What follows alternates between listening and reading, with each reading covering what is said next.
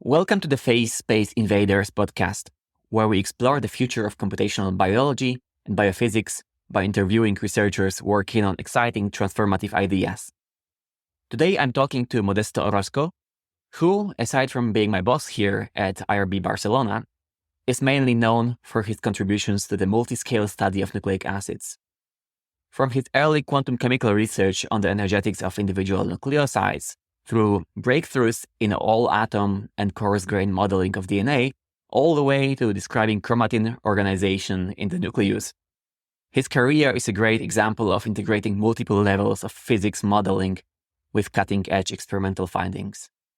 So in our conversation, Modesto points out that we are now at a moment in history where insights from computational research can finally drive experiments and provide testable hypotheses, and that it's important for us as a field to take initiative and not limit ourselves to merely reproducing what is otherwise known.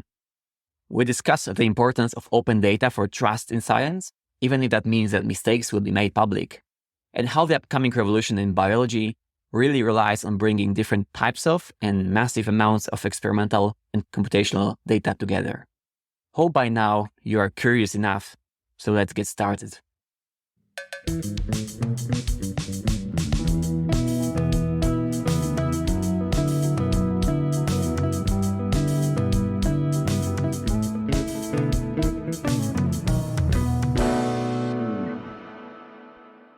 Modesto Orozco, welcome to the podcast. Thank you.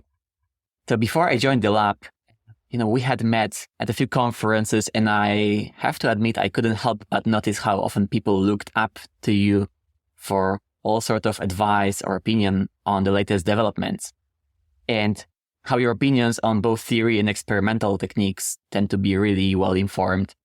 But then I learned that you really started your scientific career in quantum chemistry, which is quite a tiny slice of what you're doing today. So I was thinking if you can share your reflections on how one goes from a bunch of atoms, to a chromosome. That's a big change during a career, not to mention understanding what happens in the wet lab.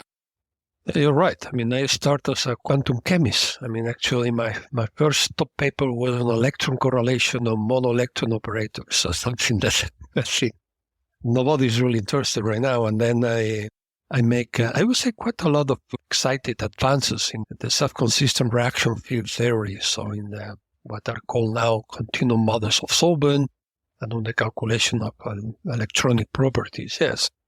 I think it was a kind of continuum in the sense, what at the time, it was a long time ago, what I was interested is to know about biological systems. And then you realize it was very obvious there, and it's even obvious now, is that if you wish to tackle biological systems, you need to go to things that are faster, more efficient from a computational point of view. Otherwise, you just study a very tiny detail with a very high level of resolution, but you never get a complete picture. And this is what has been my entire career, is trying to get a wider as possible view of biological systems. And then they have been navigating on different methodologies, from quantum to KMM to classical, even to bioinformatics. So there is a kind of continuum, is the curiosity, this idea to look behind the curtain, to see what is,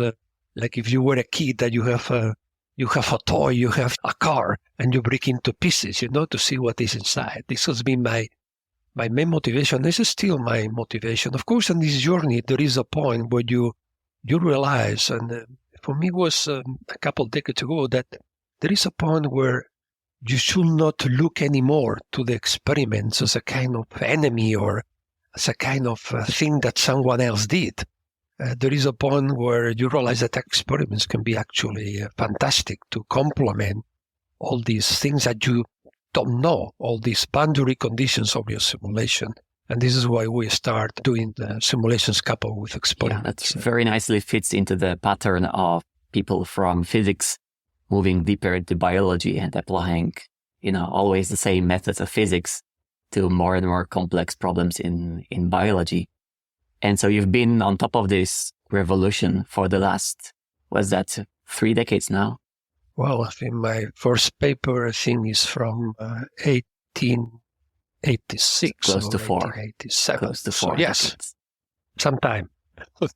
Yeah. And then you still managed to be on top of the things, right? So let's talk about what are the upcoming things that we have to grapple with. What do you think will drive our specific or your specific research in the next 5 years? I think that this is a very exciting period. So I'm ashamed that I'm too old. So I would like to be 20 years younger just to catch this revolution. Because for many years, I mean, we were like proving that things could be possible. So you remember my former supervisor, Bill Jorgensen, said that it was first step in all the theoretical development was to publish completely relevant research, but that proved that something could be done. It is like it called phase 1. So his idea is that you people, I'm talking now about the 80s and the 90s, so that people was the pioneers in the field were able to the most that they were able to do was to run something that was already known for decades and prove that this could be reproduced by theory. It was extremely exciting, and it was a Nobel Prize winner idea, right? Then we passed another wave, and this is why when I start working, really, the main objective was to give a rationale to things that you already do. So the idea is that you have a system that is well characterized, and then to run simulations to really explain what was already known. And this was actually a quite cool type of simulations, but you didn't literally learn new things. You just explain. And I would say that in the beginning of the 2000s, we start having a predictive power, but predictive power running at a very detailed level. So if you look in my field, nucleic acids, until the 2000, you just ruin the structure, is what Peter Coleman said. I mean, you take a beautiful X-ray structure, you run a simulation, and you ruin the structure. So in the 2000, we start with simulations being able to provide something that had some predictive power, but it was predictive power in the short scale. So the idea was, this hydrogen bond is important for something, or this stacking interaction is important for something, or this loop movement may capture some important biology, right?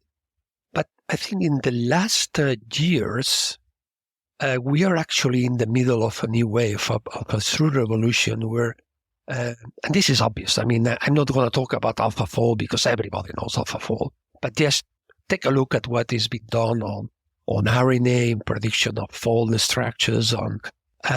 We are in a revolution where actually simulation with theory can be in the center. It's not going to provide any more details about how biological system, but can be actually the core of the discovery. So it's now, you see the big journals, you see every issue, there are several papers of people doing landmark calculations. So we are in a really exciting period where we can be not only the partners of experimentalists doing big research, big discovery, advancing science, but we can be in the front line of this discovery. So it's a really exciting period. Of course, we are still far, and there are many things that need to be improved. But it's people like you're lucky, guys, because it has been a long period of very difficult work. So you tell at the beginning, and you were right, that somehow now people value my opinions, right, in different fields, But believe me, in the 90s, it was absolutely relevant what I believe, even if I was completely right. Nobody paid attention, and not for me. It's just because nobody really paid attention to a simulation. It was, yes, beautiful for making a video, but not really providing real attention. And things have changed dramatically. Yeah, I think there is a very exciting period. Convincing to be done with experimentalists, right? That slowly, what we do will become relevant, and they will have to, the same way that we always had to look up to experiments for some sort of grand truth, they might one day need to learn how to interpret our results to stay on top of their field. Yes, absolutely. But it has been a big change. You have seen how often people came into my office explain me problems, and you have tackled some of the problems, right? And they came when something is very difficult, very complicated. It's to the point where we are in a situation where we can drive a full experimental lab to follow our ideas and to actually validate our ideas. And so it's a very exciting period. Of course, still, there are some areas where science is advancing very quickly, and we still don't have the power. I don't know, single cell biology, right? It's advancing very quickly. We still don't have this ability to really impact in these fields. In others, yes, we are actually impacting very, very seriously. Right. I remember the first time it really impressed me how far we can depart from, let's say, standard simulations and be relevant for the experimentators was when I saw the high C results that you already had been modeling in, what was it, 2016, 17, right? Trying to tackle the question of chromatin organization in a nucleus. Yeah, I think this is a wonderful example. This is the point that experimentalists used to plot this to the interaction maps. Really, they didn't get a clue that it was actually what you have behind was a very complex molecule. But and I think it would be now impossible to publish in a top journal if you don't put a structure behind this. But we can go actually, at this point, I think we can go farther than experimentals, because we can go to single cell where it's very difficult to tackle experiments. And we can, in the case of chromatin, for example, we can tackle things that like lesions in the DNA, non-equilibrium processes. So the chromatin is activated based not in an equilibrium things, it's based on how fast a signal arrives to a certain place and this triggers something, And this can actually divide the cells into different clones in terms of, and this is a type of thing we should be able to simulate. I know you're aware of this, people doing entire cell simulations. Of course, this is still proof of principle type of things, but different groups, sure, Marin probably the most relevant one, that they are dealing with systems close to 1 billion, and the expectation is to simulate a subminimal cell with everything there. Of course, the information they are going to get will be not ultra accurate, ultra exciting, but this is a proof this will be done sooner or later. If we have enough computer power and the functions are good enough, it will be possible to actually get, almost sort of principal simulations physics of the cell, something that was just impossible to dream 5 years ago. So we are going in this direction to actually make the system more complicated, closer to the reality. Mm-hmm. A few years ago, people simulate a piece of 50 pairs of DNA, and that was fantastic. Now, we are simulating thousands of base pairs.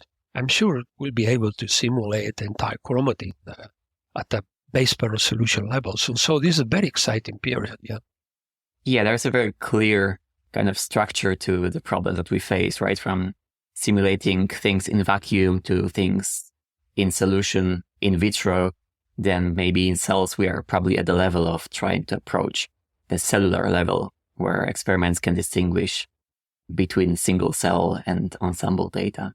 And then eventually we'll probably try to approach something that resembles the entire organism in the context, but this will require a lot of integration of data, right? So, yeah, this is a multi-resolution thing that is, it's complicated, but I think that I used to give my students, the example of physics when physics was classical physics.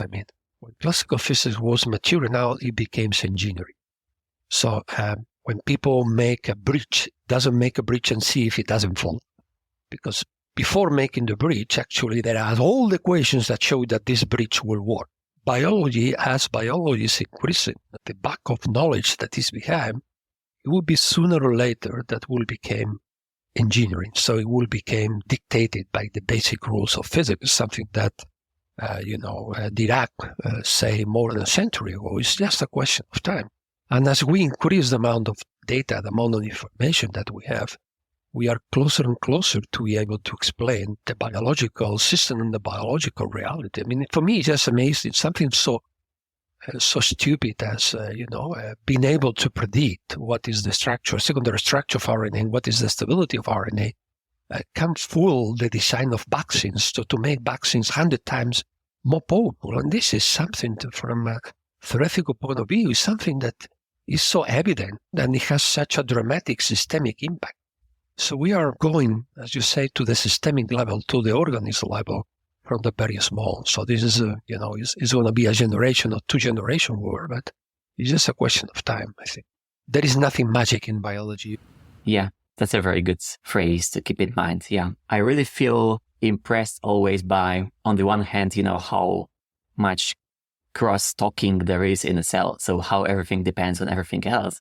And how at the same time, as you mentioned in the vaccine case, we can still make a single molecule that goes somewhere and does something, right? So I think the integration of data is really the frontier that you're trying to point at. As you say, for example, we can look at the physical location of the chromatin, then we can look at the modifications, then we can look at dynamic processes and bring it all together, which is something we so far had always looked in isolation, so to say.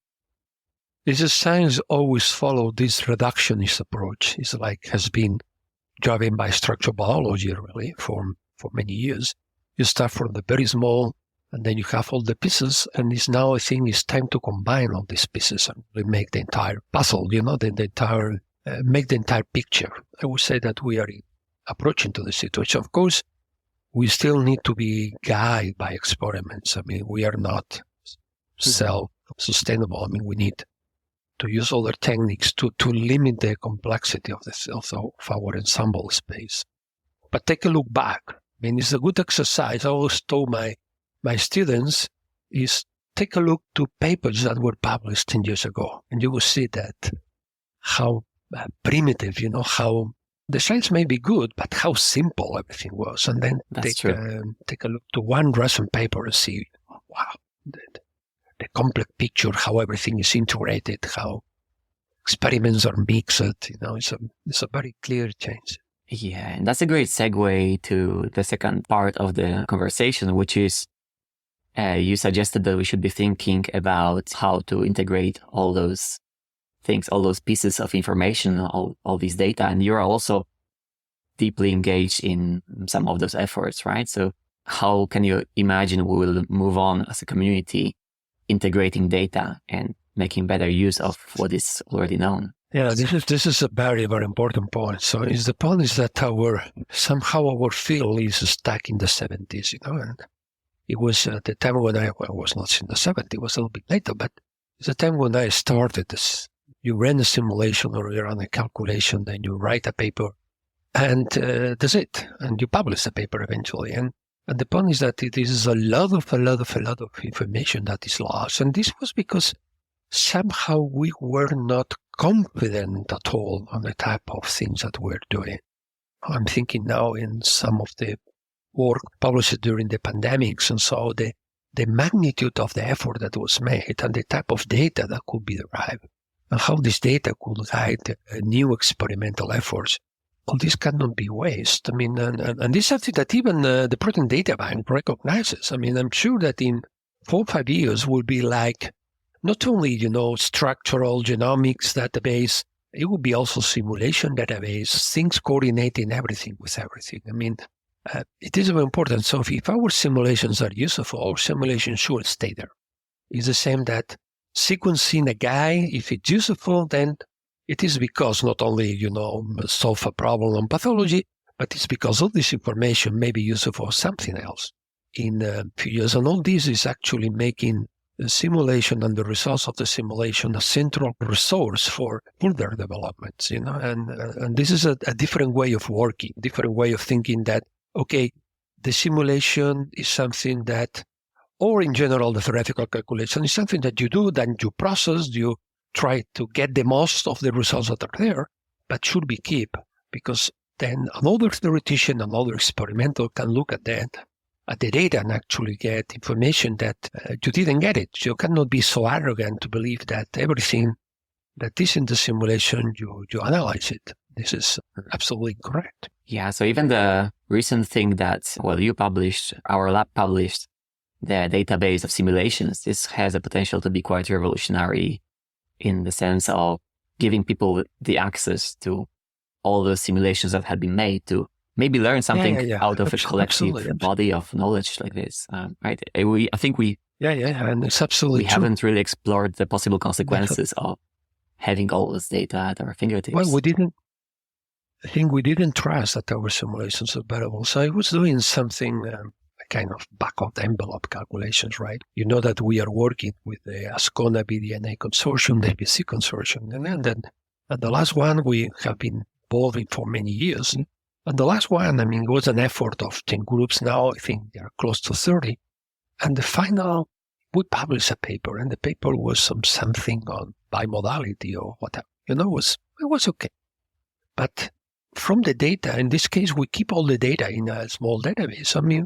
From the data that we obtained has been probably around 100 papers that were using this data, that we're using for developing, in our case, for developing causal models for DNA, but other people use for many other things. And from interpreting force microscopy data to interpreting circularization experiments to interpret chromatin, nucleoids, everything. So you cannot predict why and how the data will be used. So when a crystallographer or a EM person or AMR person put a structure in PDB, he has no idea. He's just science and his data, his information, and he doesn't have an idea what people will use it. But he trusts that the results are right, are correct, and useful. And this is something that we should start doing. Okay, trust our results. If they are wrong, no problem. Someone will tell you that they're wrong. But can really help in many, many different things, from drug design to very biophysics study, even to cell biology, very basic mechanism, microbiology. Many things can be derived from this data if it's data shared, if it is in a good format. Yeah, it's a kind of maturity in the field. Right, you bring up an interesting question of, I always thought that there's enough incentive to make those things public, because if other people refer to your work, you are being cited, and that's a kind of the incentive structure of academia, right? But people can also fear being revealed as someone who made a mistake or to misconstruct the system. But it's the same that happens in the beginning with the protein data bank. So there are many structures in protein data bank that are wrong. And in the beginning, there were many that were wrong. And then these were detected and they were removed and they were corrected. So in our case, yes, you can actually more or less reckon what simulation is clearly wrong. Like looking just to the profile. But sure, it would be simulations that look like right, but get to the wrong solution, the wrong conclusion for different reasons. But this is science. I remember always being quite paranoid as a young person, like younger than I am now, about possibly building a system in the wrong way and, coming up with a conclusion that's completely based on a false assumption. But then, as you say, it's part of the process. We should try the best to avoid mistakes, but when the mistakes are there, it's not the end of the world. Like as long as you can, it's not. As long as you can identify them and call them out and maybe refine things. It may happen, I have published 500 papers. I don't have any single retraction. But it may happen in 5 years that someone finds that they did something wrong and they have to retract the paper because they make a tremendous error. I don't know. It may happen, but it happens continuously in experiments and nobody really... yeah, of course. Most of the systems are anyway approximations, usually quite coarse approximations with protonation sites, with, some cleaved fragments or glycosylation, all those things we don't have most of the time. So yeah, there's always an aspect of something being slightly wrong. The question is how wrong, right? Okay, so great, Modesto. It was a pleasure to have you on the show. Thank you for sharing your insights. My pleasure. And for taking the time to be here. Okay, thanks a lot, Miłosz. See you soon in the lab. Thank you for listening. See you in the next episode of Space Invaders.